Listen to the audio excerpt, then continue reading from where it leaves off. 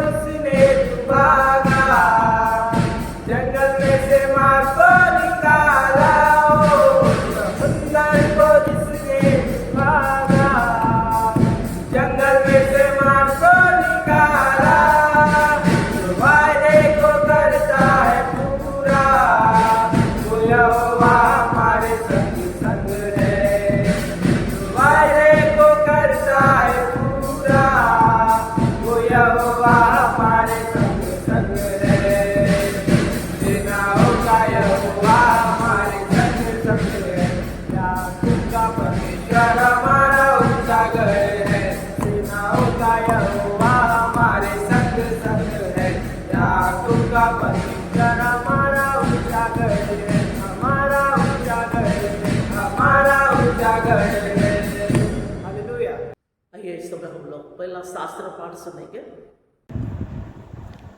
आप सभी को प्रेज द लॉर्ड। आज हम पढ़ लेंगे यहेजकेल 47 1-12। फिर वह मुझे भवन के द्वार पर लौटा ले गया और भवन की देवड़ी के नीचे से एक सोता निकालकर पूर्व की ओर बह रहा था। भवन का द्वार तो पूर्वमुखी था और सोता भवन की दाहिनी ओर और वेदी की दक्षिणी ओर नीचे से निकलता था। तब वह मुझे उत्तर के फाटक से होकर बाहर ले गया और बाहर से घुमाकर बाहरी अर्थात पूर्वमुखी फाटक के पास पहुंचा दिया और दक्षिणी ओर से जल पर सींचकर बह रहा था।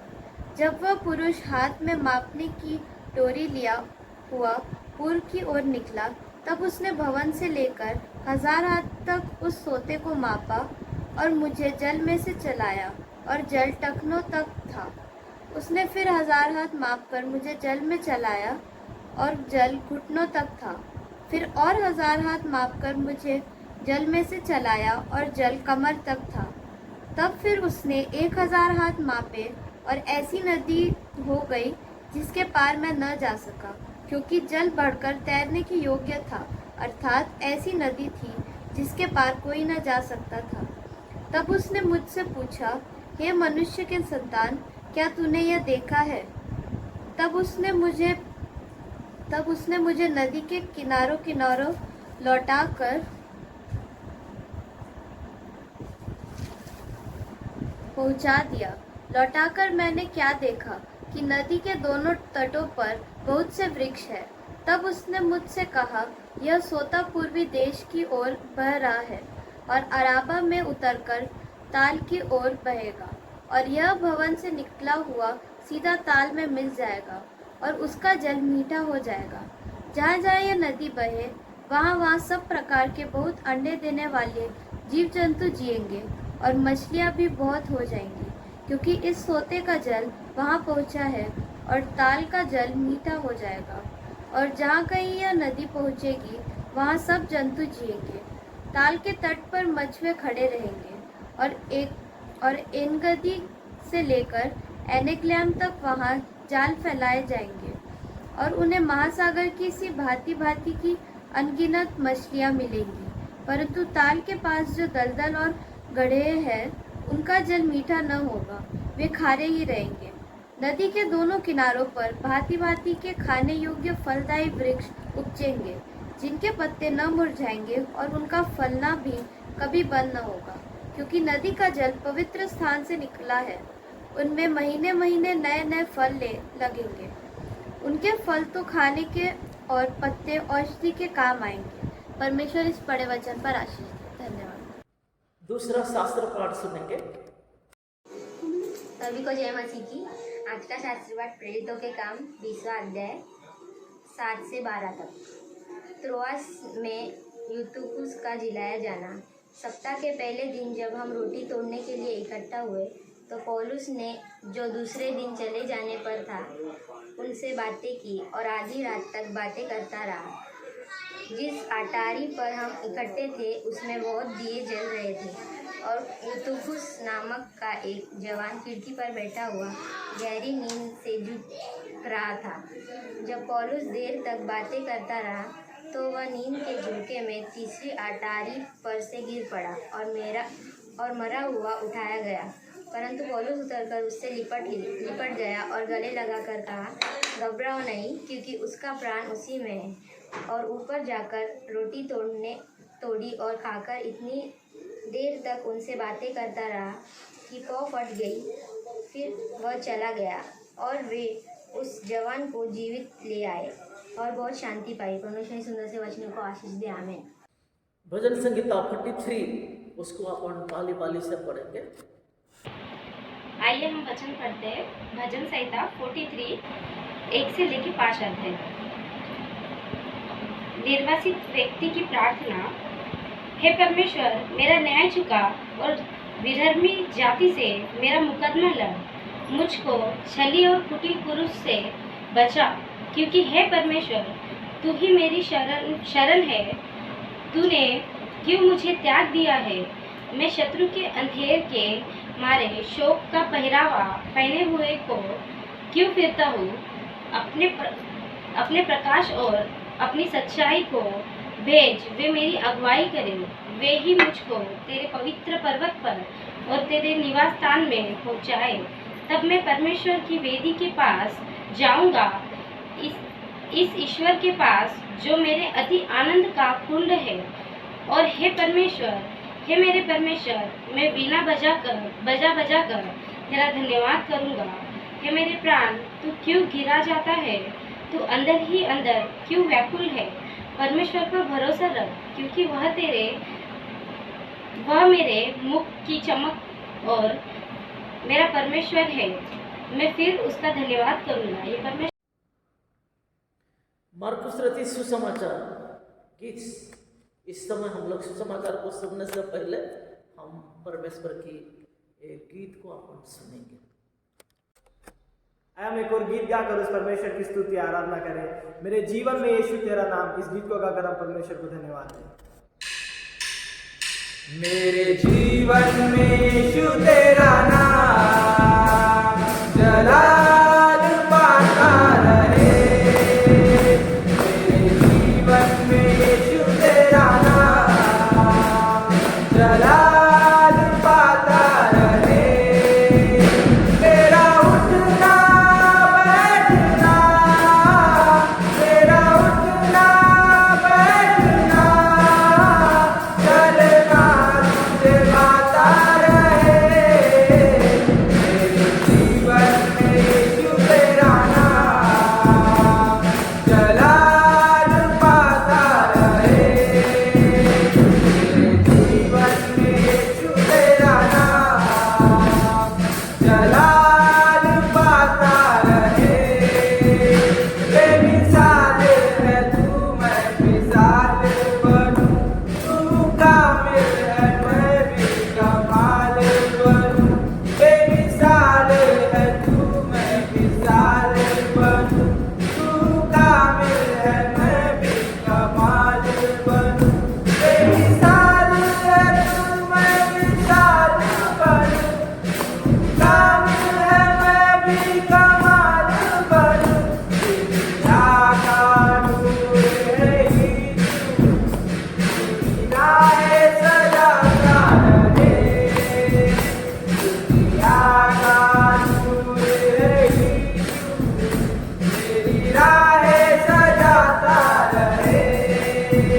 तेरा उठना बैठना, तेरा उठना बैठना, चलना तुझे गाता रहे। जीवन में यीशु तेरा नाम जलाल पाता रहे। मेरे जीवन में यीशु तेरा नाम जलाल पाता रहे। जलाल पाता रहे। जलाल पाता रहे। मरकुस रचित सुसमाचार उसके 5 अध्याय 21 से लेकर के 43 तक। मरकुस रचित सुसमाचार उसके 5 अध्याय उसकी 21 से लेके 43 तक अपन सुनेंगे। सभी को प्रेज द लॉर्ड। आए हम बाइबल से पढ़ते हैं मरकुस उसका 5वां अध्याय 21 से लेके 43 तक। जब यीशु फिर नाव से पार गया तो एक बड़ी भीड़ उसके पास इकट्ठी हो गई। वह झील के किनारे ही था कि याईर नामक आराधनालय के सरदारों में से एक आया और उसे देखकर उसके पांव पर गिरा और यह कहकर उससे विनती की, मेरी छोटी बेटी मरने पर है, तू आकर उस पर हाथ रख कि वह चंगी होकर जीवित रहे। तब वह उसके साथ चला और बड़ी भीड़ उसके पीछे हो ली, यहाँ तक कि लोग उस पर गिरे पड़ते थे। एक स्त्री थी जिसको 12 वर्ष से लहू बहने का रोगी था। उसने बहुत वैद्य से बड़ा दुख उठाया और अपना सब माल व्यय करने पर भी उसे कुछ लाभ न हुआ था, परंतु और भी रोगी हो गई थी। वह यीशु की चर्चा सुनकर भीड़ में उसके पीछे आई और उसके वस्त्र को छू लिया, क्योंकि वह कहती थी, यदि मैं उसके वस्त्र ही को छू लूंगी तो चंगी हो जाऊंगी। और तुरंत उसका लहू बहना बंद हो गया और उसने अपनी देह में जान लिया कि उसमें बीमारी से अच्छी हो गई थी। यीशु ने तुरंत अपने में जान लिया कि मुझ में से सामत निकली है और भीड़ में पीछे फिरकर पूछा, मेरा वस्त्र किसने छुआ? उसके चेलों ने उससे कहा, तू देखता है कि भीड़ तुझ पर गिरी पड़ती है और तू कहता है कि किसने मुझे छुआ? तब उसने उसे देखने के लिए जिसने यह काम किया है चारों ओर दृष्टि की। तब वह स्त्री यह जानकर कि मेरी कैसी भलाई हुई है, डरती और कांपती हुई आई और उसके पांवों पर गिरकर उससे सब हाल सच सच कह दिया। उसने उससे कहा, पुत्री, तेरे विश्वास ने तुझे चंगा किया है। कुशल से जा और अपनी इस बीमारी से बची रहे।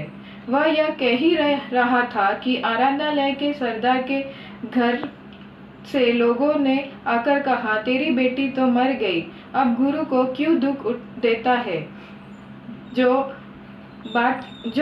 बात वे कह ही रहा था, उसने यीशु ने अनसुनी करके आराधनालय के सरदार से कहा, मत डर, केवल विश्वास रख। और उसने पतरस और याकूब के भाई यूहन्ना को छोड़ अन्य किसी को अपने साथ आने न दिया। आराधनालय के सरदार के घर में पहुंचकर उसने लोगों को बहुत रोते और चिल्लाते देखा। तब उसने भीतर जाकर उनसे कहा, तुम क्यों हल्ला मचाते और रोते हो? लड़की मरी नहीं, परंतु सो रही है। वे उसकी हंसी करने लगे, परंतु उसने सबको निकालकर लड़की के माता पिता और उसके साथियों के साथ भीतर जहाँ लड़की पड़ी थी गया और लड़की का हाथ पकड़कर उससे कहा, तलीता कुमी, जिसका अर्थ है, हे लड़की, मैं तुझसे कहता हूँ, उठ। और लड़की तुरंत उठकर चलने फिरने लगी, क्योंकि वह 12 वर्ष की थी। इस पर लोग बहुत चकित हो गए। फिर उसने उसे चिताकर आज्ञा दी कि यह बात कोई जानने न पाए और कहा, इसे कुछ खाने को दो। परमेश्वर वचनों से हमें आशीषित करे। आमीन। आइए इस समय हम लोग आज की चारों शास्त्र पाठ को जब अपन सुने हैं, उसमें हम एक ही विषय को हम देखते हैं, एक ही उद्देश्य को हम देखते हैं, जो पुराना नियम से हम पढ़ते हैं। यजेकिएल नबी का पुस्तक उसकी 47:1 से 12, प्रेरितों की नया नियम से प्रेरितों की पत्री उसकी 2 अध्याय 7 से 12 और मरकुस रचित सुसमाचार उसकी 5 अध्याय 21 से 23, उसकी एक ही उद्देश्य, एक ही विषय को अपन देखते हैं, परमेश्वर की जीवन देने वाले साम्राज्य। परमेश्वर हमको एक जीवन देने वाला एक साम्राज्य को देता है, परमेश्वर की जीवन देने वाले साम्राज्य। क्योंकि ये संसार में जब हम देखते हैं, ताकि पवित्र शास्त्रों में लिखा है, स्वर्ग और पृथ्वी के बीच में दूसरा कोई नाम नहीं है, वो यीशु का नाम है। उसी नाम से ही हम सामर्थ्य को प्राप्त करते हैं, उसी नाम से ही हम चंगाई को प्राप्त करते हैं, उसी नाम से ही हम शांति को प्राप्त करते हैं। और इन सारे बातों को जब अपन देखते हैं, ताकि वही हम आज सुनते हैं कि परमेश्वर एक जीवन देने वाले साम्राज्य को देता है। आज की सुसमाचार को जब अपन पढ़ रहे थे, उसकी मरकुस रचित सुसमाचार उसके 5 अध्याय उसके 25 पद से अगर यदि पढ़ते हैं, उसमें एक स्त्री के बारे में हम देखते हैं, ताकि वो कई सालों तो पीड़ा क्लेश से वो पड़ी हुई थी, रक्त श्राप से वो डूबी हुई थी और सारा उनकी धन संपत्ति अपने बीमारी में वो लगा दी थी, परंतु वो चंगाई को प्राप्त नहीं की थी। और वो घर से की बात चाल करके कहा जाने के लिए भी उनको बहुत असुस्त थी। एक दिन एक समय आया कि प्रभु यीशु ख्रीस्त उस गांव में होकर के जा रहा था। उस आवाज को जो सुनी, उनके अंदर में एक विश्वास जगा। 26 और 27 पद को यदि पढ़ते हैं तो उसमें इस प्रकार लिखा है, उसने बहुत बैद से बड़ा दुख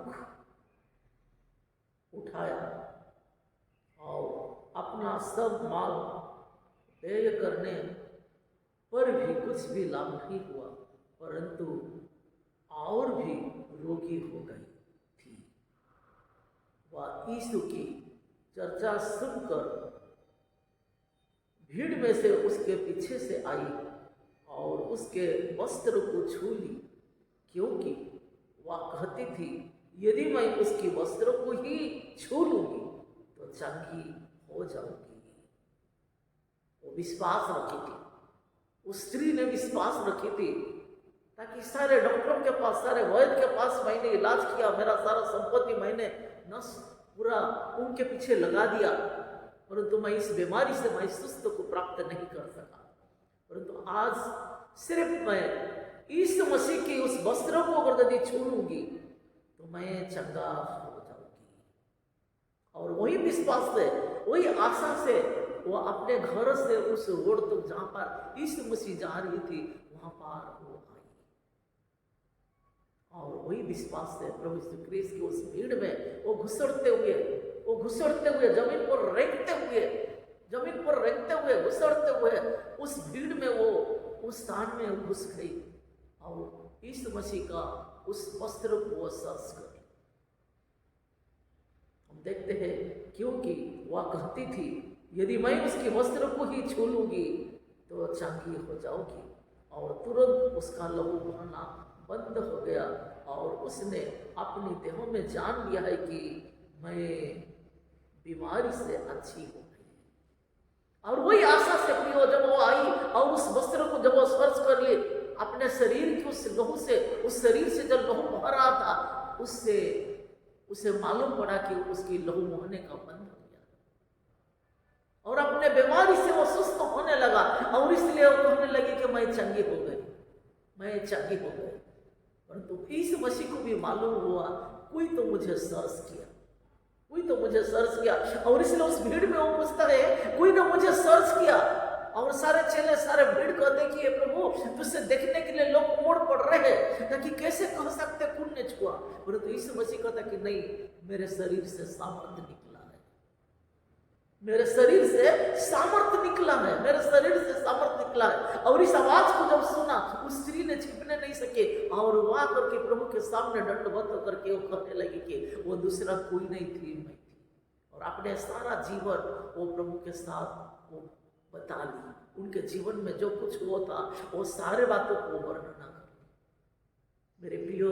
इसलिए प्रभु भी कहता है ये मुझसे दबे हुए लोग मेरे पास आओ, मैं तुम्हें विश्राम दूंगा, मैं तुम्हें चंगाई करूंगा, मैं तुम्हें सुस्त करूंगा, मैं तुम्हें शांति दूंगा, मैं तुम्हें आनंद दूंगा। आज कितना जन हम प्रभु के पास में जाते हैं, कितना जन हम यीशु मसीह के पास में जाते हैं, कितने जन हम यीशु मसीह को हम सर्च करने के लिए चाहत रखते हैं, कितने जन हम उस आशा से हम गिरजाघर में आकर के प्रवेश करते हैं। आज तो हम सबों के लिए गिरजाघर बंद हुआ है। हम एक साथ मिल करके अभी कई महीना हो गया ताकि हम चर्च में एकत्रित नहीं हो सक रहे। और इसीलिए जब हम उस आशा से अगर यदि हम चर्च में आते हैं हमारा जीवन में शांति को प्राप्त करते हैं, उस आशा से अगर यदि हम चर्च में प्रवेश करते हैं हमारा जीवन में उस दुख से हम आनंदित हर्ष को हम हमारे जीवन में प्राप्त हो जाते हैं। और जब उस आशा से हम प्रभु के चरण में बैठते हैं उस आनंदित जीवन को हमारा जीवन में अपन प्राप्त करते हैं। इसलिए हमें प्रभु के पास में आना ही सबसे बड़ा आशीष है, सबसे बड़ा आशीष है। और इसलिए ताकि उस शैतान हमें यीशु मसीह के पास में आने के लिए वो देता नहीं है, कई प्रकार के हमारा जीवन में भड़काव दे देता है। और पता क्या, अरे डॉक्टर ने तुमको चंगाई नहीं दिया तो क्या उनके पास जाओगे, क्या उस आराधना में तुम बैठ जाओगे, क्या चंगा हो जाओगे, क्या उस ख्रिस्ती लोगों के उस गिरजाघर में तुम प्रवेश करोगे तो क्या तुम सुस्त हो जाओगे। ऐसे हमारा जीवन में भड़काव आता है। परंतु परमेश्वर का वचन कहता है जहां पर आराधना होता है वहां पर चंगाई होता है, जहां पर आराधना होता है वहां पर चंगाई होता है। और वही आशीष से, वही अनुग्रह से हम परमेश्वर के सम्मुख में आते हैं और वही आशा जब रखते हैं तो संत पौलुस की उस वचन हमारा जीवन में पूरी होता है। वो कहता है आशा में आनंदित रहो, क्लेश में स्थिर रहो और प्रार्थना में नित्य लगे रहो। तब हम हमारा जीवन में उस सफलता को प्राप्त करते हैं। तब यीशु मसीह कहता है कि पुत्री तेरे विश्वास ने तुझे चंगा किया, कुशल से जा और अपनी इस बीमारी से बची रहो। यीशु मसीह कहता है कि कुशल से जा और इस बीमारी से बच कर के रहो, कभी भी इस बीमारी से आज भी हमें यीशु मसीह वही कहता है जब हम उसके पास में आते हैं हम अपने आप को जब प्रभु के हाथों में समर्पण कर देते हैं, इस मसीह को सर्च करना, इस मसीह के शब्दों को सुनना, इस मसीह के पवित्र वचनों को अपने हाथों में उठाना, यीशु को हमें सर्च करते हैं, वो इस मसीह को सर्च करते हैं। और उसी प्रकार जब हम अपना जीवन में हम व्यतीत करते हैं तो हम चंगाई को अनुभव करते हैं, हम चंगाई को अनुभव करते हैं। आज की और एक दूसरा हम देखते हैं, अगर यदि 35 पद को अगर यदि पढ़ते हैं तो उसमें कहा गया है कि वह या कह ही रहा था कि आराधनालय के सरदार घर से लोगों ने आकर कहा, तेरे बेटी तो मर गई है। एक व्यक्ति भी विश्वास से प्रभु के पास में आता है और वो कहता है, और जब यीशु मसीह कहता है कि हाँ मैं आऊंगा, तो आराधना की सरदार कहता है कि हे प्रभु, सिर्फ तू कह ही दे तो चंगा हो जाएगी। जो बात वो कह ही रहा था उसको यीशु ने अनसुनी करके आराधनालय के सरदार से कहा, मत डर, केवल विश्वास रख। और उसने पतरस और याकूब के भाई योना को छोड़ अन्य किसी को अपने साथ नहीं लिया और आराधनालय के सरदार के घर में पहुंचकर उसने लोगों को बहुत रोते देखा, उसे कहा कि शांत हो जाओ, शांत हो जाओ, इस बेटी मरी नहीं है, ये सुई है, ये सुई है, ये मरी नहीं है, ये सुई है। लोग खिल्ली उड़ाने लगे और इस मसीह ने उस भीतर में गया और उस बेटी को जब सर्च किया और वो भी उठकर की जीवित को प्राप्त किया। अच्छा, हम कितने जन हम हमारे प्रभु को हम आमंत्रित कर रहे हैं, अपने घरों पर कितने जन हम हमें प्रभु यीशु ख्रीस्त को आमंत्रित कर रहे हैं, अपने कार्यों पर जब हम हमारे बिजनेस में अगर यदि असफलता हो जाते हैं, तब निराश हो जाते हैं, उसी में हमें हमारा यीशु मसीह को आमंत्रित करना है। यीशु मसीह आइए मेरे बिजनेस में मेरे तेरे उपस्थिति को भाई देखना चाहते हैं। अगर यदि हम पढ़ाई में कमजोरी हो रहे हैं तो हम निराश हो जाते हैं, पढ़ाई में छूटने के लिए तैयारी हो जाते हैं, उसी में हमें यीशु मसीह को आमंत्रित करना है। मेरे पढ़ाई में मैं तुझसे देखना चाहता हूँ, अपने नौकरी में अगर यदि डामाडोल हो रहे हैं, हमारा पारिवारिक जीवन में बोलो, हमारा व्यक्तिगत जीवन में बोलो, जिस कार्यों में हम रहते हैं उसमें अगर यदि हमें किसी प्रकार की रुकावट आया तो हमें यीशु मसीह को आमंत्रित करना है, यीशु मसीह को आमंत्रित करना है। ताकि भजन संगीता उस भजन लिखने वाला कहता है, ये प्रभु तेरे दृष्टि से ही हम चंगे हो जाते हैं, तेरे दृष्टि से ही मैं समर्थ से भर जाता है, तेरे दृष्टि से ही मैं अनुग्रह को आशीष को मैंने प्राप्त करता है। हम उस नदी के किनारे आज हम खड़े हुए हैं जिसकी पत्ते कभी मुरसती नहीं। पहला भजन संगीता को जब अपन पढ़ते हैं उसमें वो सारे बातें लिखा गया है और समय पर ऋतु पर वो सारे फलों को फलता है। और इसलिए जब हम प्रभु के पास में खड़े हुए हैं, इस मसीह को जब अपन पहचाने हैं, उसे हम अपना मुक्तिदाता को स्वीकार करें, हम उसे उद्धारकर्ता को जब हम उसे मानते हैं तो हम यीशु के पास में खड़े हुए हैं। हमें वही आशा रखना है कि मुझे किसी प्रकार की दुर्बल नहीं कर सकता। मैं पढ़ाई में कमजोरी हो सकता, न मेरे बिजनेस में मैं हानि हो सकते, न मेरे घर संसार में मैं दुखी हो सकते। ऐसे किसी भी चीजों में शैतान बहुत सारा प्रयत्न करता है, वो हमें दुख देने के लिए, कई प्रकार की यातना देने के लिए, हमें प्रभु से अलग करने के लिए चाहता है। परंतु हमें प्रभु की महिमा करते रहना है, तो हमारा जीवन में उस आशीष को, उस अनुग्रह को देखते हैं, उस अनुग्रह को देखते हैं। और वही हमें प्रभु की उस सामर्थ्य से वो हमें भर देता है जब हम प्रभु के चरणों में जब बैठते हैं। आज की दूसरा पाठ को जब अपन पढ़ रहे थे,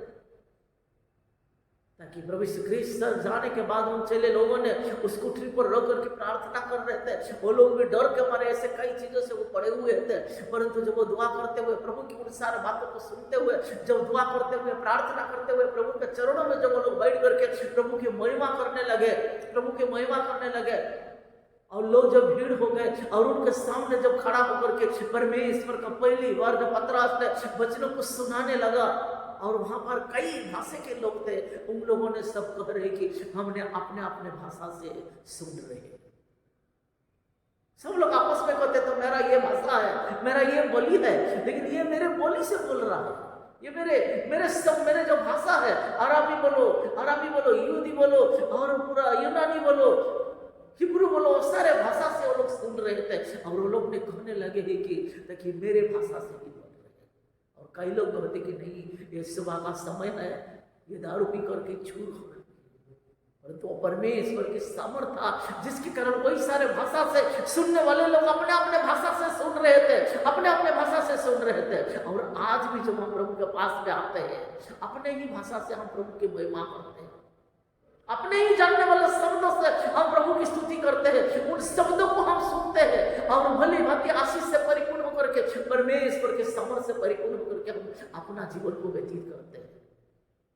इसलिए हमें डरना नहीं है। प्रभु के सम्मुख में अपने आप को रखते हुए परमेश्वर की सच्ची अनुग्रह को, सच्ची आशीष को अपना जीवन में देखना है। शैतान बहुत कुछ हमसे प्रभु से अलग करने के लिए चाहता है, वो तितर बितर करने के लिए चाहता है, हमारा जीवन को हमारा प्रभु से हमें दूर रखने के लिए चाहता है। परंतु हमें लड़ना है, हमें लड़ना है उन शैतान से, उन गंदे बुरे आत्मा से अपने को लड़ना है और परमेश्वर के सम्मुख में खड़े होना है। और वो सारे चीजों को कुचलते हुए पवित्र शास्त्रों को पढ़ने के लिए हमें अपने हाथों में उससे उठाना है, क्योंकि हम चर्च में आने नहीं सक रहे।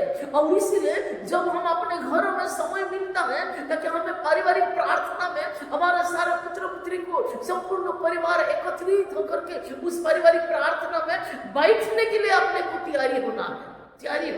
और जब हम उसी प्रकार तैयारी हो जाते हैं, शैतान हमारा घर से वो जल करके भस्म हो जाता है। जब हम उसी प्रकार पवित्र शास्त्र को पढ़ने के लिए जब अपने हाथों में उठा लेते हैं, शैतान हमारा विचार से वो निकाल करके चले जाता है। जब हमारा बिजनेस का हम प्रार्थना करते हुए उसी को शुरू करते हैं तो शैतान हमें वो आशीष देता है। हमारा पढ़ाई में जब हम प्रार्थना करते हुए जब हम उस किताब को पढ़ने लगते हैं, उस गणित बोलो, उस साइंस बोलो, सारे चीजों को जब हम देखने लगते हैं ताकि प्रभु जब हमें उस ज्ञान से, उस बुद्धि से वो भर देता है। और इसलिए परमेश्वर की जो साम्राज्य है, परमेश्वर की जो बुद्धि है, परमेश्वर की जो ज्ञान है, आज किस तरीका से हम अपना जीवन में प्राप्त करना है उसे अपने को देखना है। लेकिन हमें परमेश्वर के पास में जाना है और हमारा हृदय में, हमारे अंतःकरण में उस यीशु मसीह को आमंत्रित करना है, उस यीशु मसीह को आमंत्रित करना है। यीशु मसीह इस हृदय में बैठने वाला सिर्फ तो ही है और दूसरा कोई नहीं है, और दूसरा कोई नहीं है। लेकिन आज हमारा हृदय में चिंता बैठा है, आज हमारा हृदय में निराश बैठा है, आज हमारा हृदय में से कई चीजों बैठा हुआ है, उसे हमने को निकालना है। यीशु मसीह को बैठा दीजिए उस स्थान में। जब हम यीशु मसीह को बैठा देते हैं तो हमारा जीवन में हर्ष, उस आनंद, उस उल्लास, उस खुशी से हम भर जाते हैं और उस समय पर हम फल लाने वाले बन जाते हैं। ताकि उस भजन संहिता पहला में लिखा है वो ऋतु में फलता है और हम वही बन जाते हैं, वही बन जाते हैं। हर समय में हम परमेश्वर के फल लाने वाले बन जाते हैं, परमेश्वर की खुशियां को देखने वाले बन जाते हैं। लोग जब हमें देखते हैं ताकि हमारा इस शरीर में लोग हमारा यीशु मसीह को देखता है। बोलो यीशु मसीह की जय, हालेलुया। उस बातों को अपने को स्मरण करना है क्योंकि प्रभु हमारे साथ में रहता है।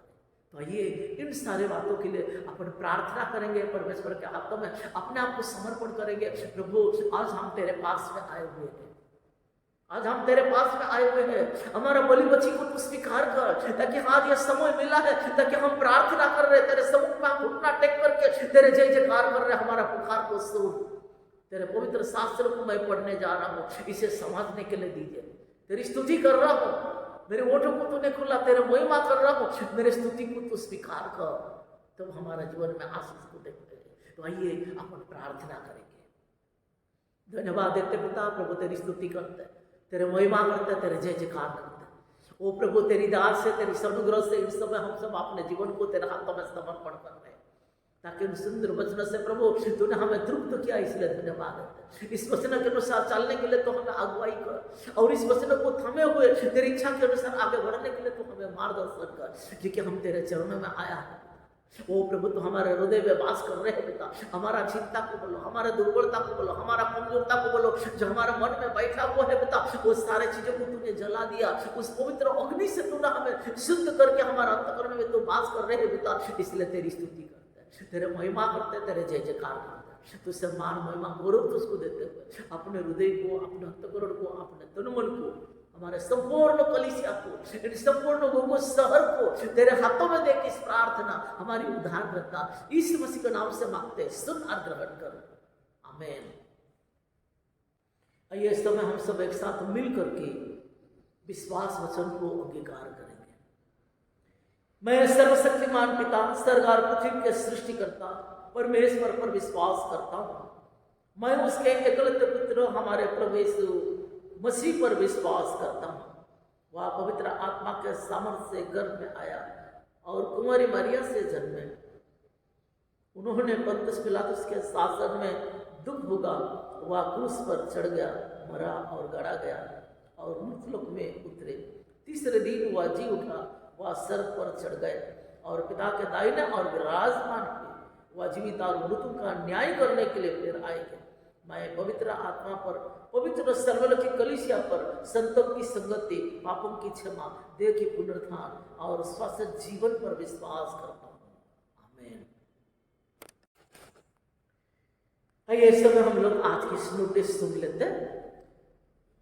आज विशेष करके पिछले महीना में हमारे डायसिस में जो 14-15 को हमारा काउंसिल हुआ था, वहाँ पर कई बातों को उसमें डिसाइड किया गया है जो हमारा जीवन में हमें लागू करने के लिए हमारा काउंसिल में उस बातों को चर्चा करते हुए बिशप साहब ने डायसिस में उस बातों को रखा है और सभी चर्चेस की लोगों को उस कार्यों को पालन करने के लिए कहा गया है। जो पहला है कि ठीक 12 बजे हर दिन ठीक 12 बजे आप अपने डायसिस के लिए, अपने समाज के लिए, अपने लोगों के लिए दिन को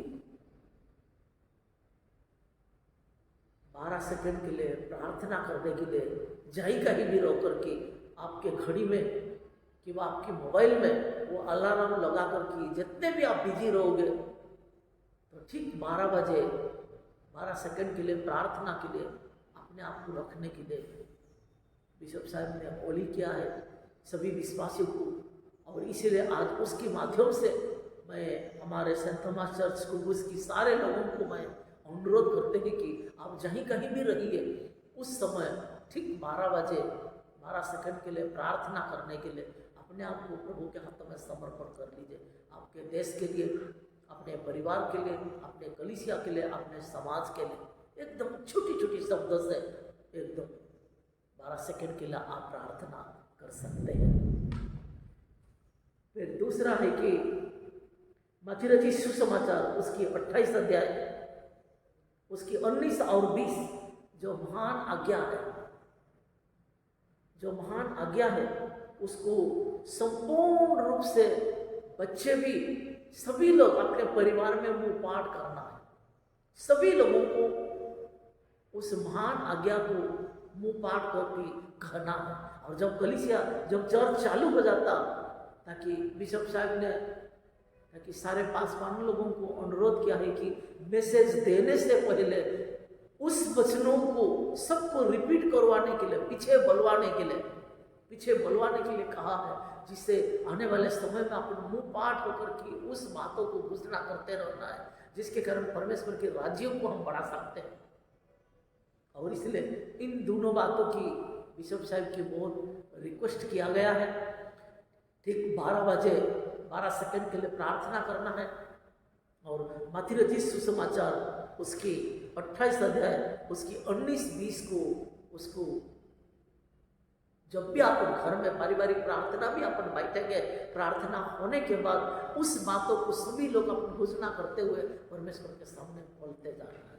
और चर्च में भी जो पास्टर मैसेज देने से पहले उस बातों को रिपीट करके वो मैसेज देने के लिए, चालू करने के लिए बिशप साहब ने अनुरोध किया है। और इसीलिए मैं सभी कलीसिया की सभी सदस्य को, बच्चों से लेकर के सभी बुजुर्गों को मैं अनुरोध करते हैं इस बातों को अपने जीवन में लागू करने के लिए। और तीसरा एक बात है, अगर यदि कोई थियोलॉजी कॉलेज में अगर यदि कोई एडमिशन होना चाहते हैं ऑनलाइन में पढ़ने के लिए अपना नाम दे सकते हैं हमारा डायसिस को। और कोई अगर यदि डिप्लोमा कोर्स करना चाहते हैं वो भी अपना नाम दे सकते हैं पास्टर के माध्यम से हमारा डायसिस में।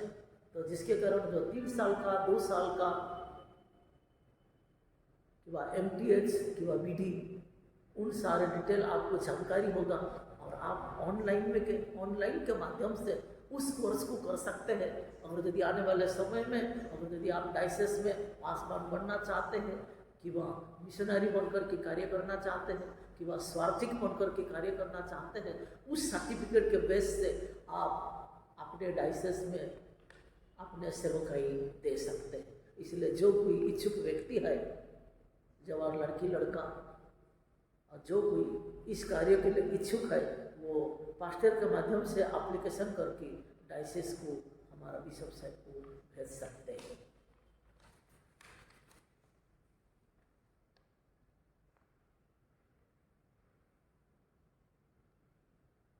और चौथा एक ये है कि बिशप साहब का एक इच्छा है मिशन एंड इवांजलिस्ट के उनकी मेंबर्स के लिए, उनकी चर्चेस के लिए, उनकी कम्युनिटी के लिए और उन सारे चीज़ों के लिए प्रार्थना भी करना है और मदद भी करना है। अपने को अगर यदि हो जाता है कि वह अगर यदि आप मिशनरी बनकर के कार्य करना चाहते हैं उस कार्य के लिए आप सामने आ सकते हैं। ये पत्रों को मैं नोटिस बोर्ड में मैं लगा रहा हूँ। अगर यदि जो कोई अगर देखना चाहते हैं हमारा नोटिस बोर्ड में रहेगा, आप इसकी डिटेल जानकारी देख सकते हैं और आगे की सारे बातों को जानकारी के लिए हमारे डायसिस से संपर्क कर सकते हैं। और आगे की जो नोटिस है हमारा सेक्रेटरी के माध्यम से हम उस नोटिस को सुनेंगे। सभी को प्रेज द लॉर्ड। सबसे पहले मैं परमेश्वर को धन्यवाद देना चाहता हूं आज के इस सुंदर से दिन के लिए जो कि परमेश्वर ने हम सबके जीवन में दिखाया है। आज की जो सूचनाएं हैं इस ऑनलाइन आराधना के लिए वो सभी मैं आप सभी के सामने रखने जा रहा हूं। हर रविवार जो हमारी ऑनलाइन आराधना है वो सुबह 11 बजे शुरू होती है, जिसका यूट्यूब लिंक हम लोग हमारे चर्च के ऑफिशियल व्हाट्सएप ग्रुप में शेयर करते हैं। आप इस लिंक पे क्लिक करके इस ऑनलाइन आराधना में आप जुड़ सकते हैं।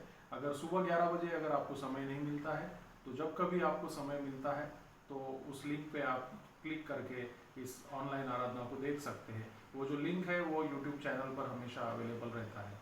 हमारा सेंट थॉमस चर्च का जो यूट्यूब चैनल है कृपया उसे लाइक, शेयर और सब्सक्राइब करें। पास्टरेट कमेटी की मीटिंग दिनांक 28 जून 2021 को संपन्न हुई, जिसमें कि जो दूसरी कच्ची यादी है वोटर्स लिस्ट जिसे हम कहते हैं 2019 और 2019-20 और 2020-21 का, ये 2 साल का वोटर लिस्ट जो है दूसरी कच्ची यादी को अप्रूव किया गया है और चर्च के नोटिस बोर्ड पे उसे प्रदर्शित किया गया है। आप सभी से गुजारिश करता हूं कि आप जाकर अपना नाम वहां पर चेक कर सकते हैं। किसी भी नाम के ऊपर में अगर आपकी कोई भी आपत्ति हो तो कृपया उसे आपको राइटिंग में प्रेस्बिटर इंचार्ज को देना होगा, या फिर अगर कोई स्पेलिंग मिस्टेक या फिर कोई अगर करेक्शन है तो उसके लिए भी आप पास्टर साहब या मुझसे या फिर ट्रेजरर से आप संपर्क कर सकते हैं। और इसी मीटिंग में जून 2021 का जो मंथली अकाउंट स्टेटमेंट है वो भी अप्रूव किया गया है। जो जून महीने का जो जमा और खर्चा जो हुआ है हमारे चर्च का उसको अप्रूव किया गया है और नोटिस बोर्ड पे इसे प्रदर्शित किया गया है। आप इस अकाउंट स्टेटमेंट को हमारे नोटिस बोर्ड पे देख सकते हैं, उसको चेक कर सकते हैं। Applications are invited from female unmarried candidates for admission to GNM at St. Stephen's Hospital College of Nursing, Delhi। ये GNM का जो ट्रेनिंग होता है नर्सिंग के लिए 3 साल का ये ट्रेनिंग है और ये सेंट स्टीफन्स हॉस्पिटल कॉलेज जो कि दिल्ली में है, इसके लिए ये लेटर आया है हमें और इसको आप लोगों को जो इंटरेस्टेड कैंडिडेट्स हैं ऑनलाइन अप्लाई करना है और इसके लिए जो वेबसाइट दिया है www.ststephenhospital.org। Last date of submission of online application है 22 अगस्त 2021। तो हमारे चर्च में जो भी अनमैरिड जो लड़कियां हैं जो कि नर्सिंग फील्ड में जाना चाहती है जीएनएम के कोर्स के लिए, सेंट स्टीफन्स हॉस्पिटल कॉलेज जो कि दिल्ली में है, वहाँ पर इसके लिए एडमिशन्स की वैकेंसी है। तो कृपया आप जो भी उसमें जाना चाहते हैं तो ऑनलाइन आपको अप्लाई करना है। अधिक जानकारी अगर आपको चाहिए तो आप मुझसे या फिर पास्टर साहब से आप संपर्क कर सकते हैं।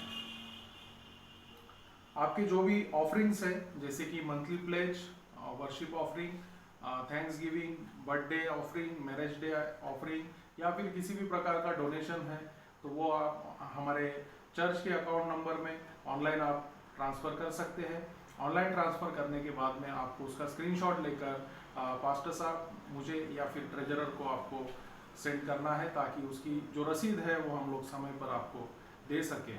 अगर आप लोग ऑनलाइन पे नहीं कर सकते हैं तो जब कभी आप चर्च में आते हैं प्रार्थना के लिए, उस समय जो आपका दान है हमारे चर्च के दान पेटी में भी आप अपने दान को दे सकते हैं, या फिर डायरेक्टली आप पास्टर साहब को या फिर ट्रेजरर को भी अपना जो दान है वो आप दे सकते हैं। हमारे चर्च में कुछ लोग बीमार हैं, मैं आप सभी से गुजारिश करता हूं कि उनके लिए आप लोग प्रार्थना में याद रखें। विशेष तौर से Mrs Pushpa Aatkur, Mr Ashok Aatkur, Mr Swamidas Tandra, Mr Yohan Madhar, Mr DK Sundar Rao, Mr Lazarus Mantri, Mrs Veena Patil, Mrs Sunita Yesuratnam Tandra, Mrs Shaila Kalwal, Mrs Shyamala Channur, Mrs and Mr Sundarrao Baikan, Mrs and Mr Samuel Tandra, ये सभी लोग हमारे कलीसिया के सदस्य हैं और किसी न किसी बीमारी से पीड़ित हैं। इन सभी की चंगाई के लिए आप अपने व्यक्तिगत और पारिवारिक प्रार्थना में ज़रूर याद करें। उसी प्रकार से मैं आप सभी से गुजारिश करता हूं कि हमारे बिशप साहब के लिए प्रार्थना करें, right reverend Andrew Rathore sahab, हमारे vice president reverend Arif Umar sahab, secretary Mrs Manjusha Stephenson और ट्रेजरर मिस्टर सैमसन सैमुअल, और हमारी जो एग्जीक्यूटिव कमेटी है उसके लिए भी आप प्रार्थना करें। हमारे डायसेस के सभी पास्टर्स के लिए प्रार्थना करें। साथ ही साथ हमारी पास्टरेट कमेटी, महिला मंडल, यूथ फेलोशिप और संडे स्कूल और हमारे कलीसिया के हर एक सदस्य के लिए आप अपने व्यक्तिगत और पारिवारिक प्रार्थना में याद रखें। सो इस तरह से आज की ये सूचनाएं हैं और विशेष करके आप लोग प्रार्थना करें कि आने वाले दिनों में जो रविवार की आराधना जो है चर्च में शुरू हो सके, इस बात के लिए आप प्रार्थना में याद रखें। और कोरोना की जो परिस्थिति है अभी भी सामान्य नहीं हुई है, जो तीसरा वेव है वो आने की संभावना है, इसलिए आप अपने घरों में रहिए, सुरक्षित रहिए और वैक्सीनेशन के लिए ज़रूर आप लोग जाइएगा और ज़रूर अपना वैक्सीनेशन करवाइएगा। सो आप सभी के स्वास्थ्य की कामना करते हुए आज की मैं ये सूचनाओं को समाप्त करता हूँ। आप सभी स्वस्थ रहे और प्रभु की संगति में रहे। Thank you so much. आइए इस समय हम लोग मध्यस्थिक प्रार्थना में जाएंगे और इस मध्यस्थिक प्रार्थना में हम अपने कलीसिया के लिए, अपने कलीसिया के सभी परिवारों के लिए, बच्चों के लिए और जो भी बीमारियां हैं उन सारे लोगों को अपन याद करेंगे, हमारा डायसेस के लिए, हमारा धर्म प्रांत के लिए और हमारा समाज के लिए। और इन दिनों में जो फैलने वाले जो कई प्रकार की बीमारी जो आ रही है, तीसरा लहर ना आ सके, इन सारे बातों के लिए हम प्रार्थना करते हुए प्रभु से हम होली करेंगे ताकि इन सारे चीज़ों से मुक्त होकर के हम प्रभु की इच्छा के अनुसार अपना जीवन को व्यतीत करेंगे। तो आइए इस मध्यस्थिक प्रार्थना में हम एक साथ मिलकर के प्रभु के सम्मुख में प्रार्थना करेंगे। हम प्रार्थना करते हैं। हम समस्त मानव जाति के लिए प्रार्थना करें और अपनी प्रार्थनाओं को प्रभु यीशु मसीह क्रिस्त के निरंतर निवेदन के साथ अर्पित करें। हे पिता, हम प्रार्थना करते हैं कि समस्त संसार में न्याय और शांति स्थापित हो और प्रत्येक व्यक्ति भरपूर जीवन प्राप्त करे। हे दयावान प्रभु, हमारी प्रार्थना सुनिए। उन सब लोगों के लिए जो इस गांव शहर में रहते हैं, उन सब बातों को दूर करने के लिए जिनके आपसी फूट और झगड़े होते हैं और हमारे देश में सच्ची एकता की बढ़ती के लिए हे दयावान प्रभु, हमारी प्रार्थना सुनिए। उन सब लोगों के लिए जो कृषि, उद्योग अथवा व्यापार में लगे हुए हैं, सब मजदूरों, कारीगरों के लिए और उन सब के लिए जो हमारे देश की रक्षा करते हैं, हे दयावान प्रभु, हमारी प्रार्थना सुनिए। अध्यापकों और छात्रों, वैज्ञानिकों, लेखकों और कलाकारों और उन सब व्यक्तियों के लिए जो अन्य लोगों के विचारों और भावनाओं को प्रभावित करते हैं, हे दयावान प्रभु हमारी प्रार्थना सुनिए। उन सब लोगों के लिए जो दुखी है, बेरोजगार है, भूखे प्यासे है, दरिद्र दलित है, बीमार और मरणासन है, और उन सब व्यक्तियों के लिए जो ऐसे लोगों की सेवा और सहायता करते हैं, हे दयावान प्रभु हमारी प्रार्थना सुनिए।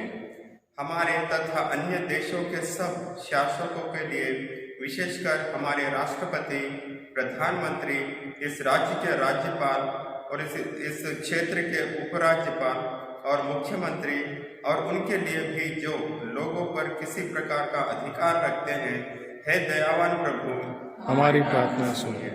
संपूर्ण मसीही समाज की एकता और मेल मिलाप के लिए और समस्त संसार में उनकी गवाही और सेवा कार्य के लिए, हे दयावान प्रभु हमारी प्रार्थना सुनिए। भारत में आपकी समस्त कलीसिया के लिए, उसकी परिषदों तथा अगुओं, विशेषकर हमारे प्रमुख धर्माचार्य, मॉडरेटर, दक्षिण भारत की कलीसिया के प्रमुख धर्माचार्य और मार्थोमा कलीसिया के मेट्रोपॉलिटन और हमारे धर्माचार्य, बिशप, हमारे पुरोहित और आपकी कलीसिया के सब अन्य धर्म सेवकों के लिए कि वे सच्चाई और लगन से आपकी सेवा करें, हे दयावान प्रभु हमारी प्रार्थना सुनिए। यह व्रत है कि आपके उन सब भक्तों के साथ जिन्होंने अपने जीवन में सच्चाई से आपकी सेवा की है, हम भी आपके राज्य के शाश्वत आनंद में सौभाग्य हो, हे दयावान प्रभु हमारी प्रार्थना सुनिए। सब मिलके कहे, हे स्वर्गीय पिता, अपने राज्य को शीघ्र प्रकट कीजिए और हमारी इन प्रार्थनाओं को सुनिए। हम आपके पुत्र, अपने प्रभु और उद्धारकर्ता यीशु मसीह क्रिस्त के नाम से यह मांगते हैं, आमीन। आइए इस समय हम लोग दान के लिए एक गीत गाते हैं जो हमारे इस बच्चे गाते हैं, ताकि इस समय हम उस गीत के समय में अपना भेंट उठाएंगे, और जब भी हम चर्च में आएंगे तो हम उस भेंट को ला करके चर्च में रखेंगे। तो आइए आप इस गीत के समय में अपना भेंट अपने प्रभु को देंगे। मेरे दिल में नया गाना मुझे यीशु देता है। मेरे दिल में नया गाना मुझे यीशु देता है। आनंद से गाऊंगा जीवन भर अपने प्रभु की स्तुति करूंगा। हालेलुया, आनंद से गाऊंगा जीवन भर अपने प्रभु की स्तुति करूंगा।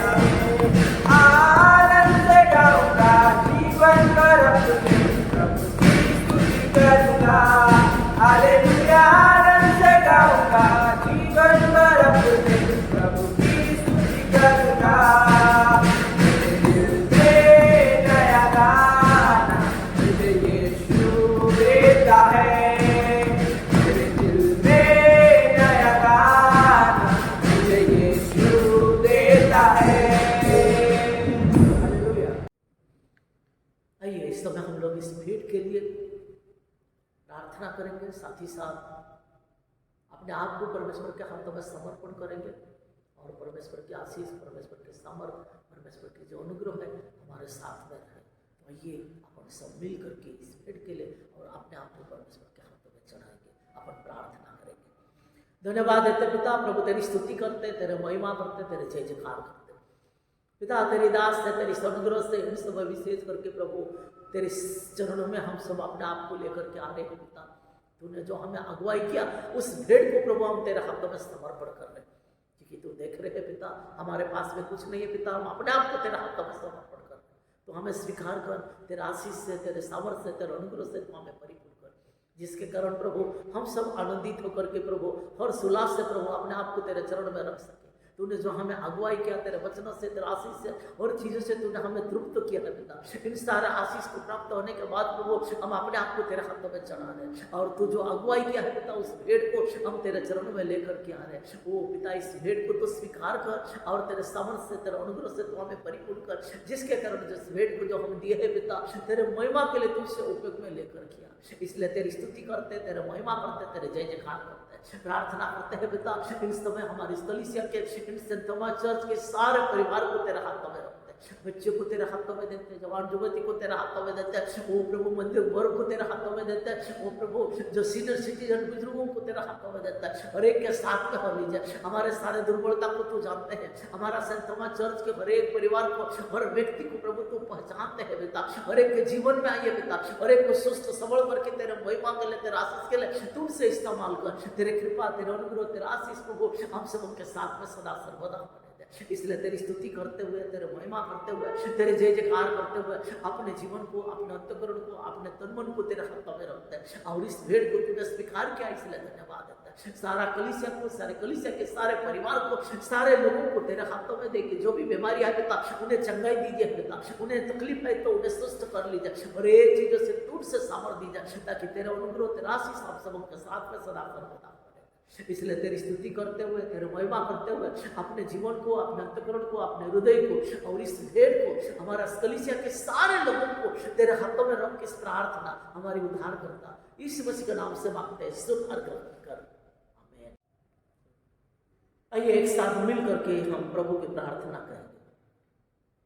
हमारे स्वर्गीय पिता, आपका नाम पवित्र माना जाए, आपका राज्य आए, आपका इच्छा जैसे स्वर्ग में पूरी होती है वैसे इस पृथ्वी पर भी हो। आप हमारे दिन भर की रोटी आज हमें दीजिए। आप हमारे अपराधों को क्षमा कीजिए जैसे हमने अपने अपराधों को क्षमा किया। आप हमें परीक्षा में पढ़ने ना दीजिए, परंतु बुराई से बचा लीजिए, क्योंकि राज्य और पराक्रम और महिमा और सर्वदा तेरी ही है, आमीन। और हमारे प्रभु यीशु ख्रीस्त का अनुग्रह, ईश्वर पिता का प्रेम और पवित्र आत्मा की सहभागिता और पिता और पुत्र और पवित्र आत्मा की आशीष हम सबों के साथ अब से लेकर के सदा सर्वदा जीता और राजत्व करता रहे, आमीन।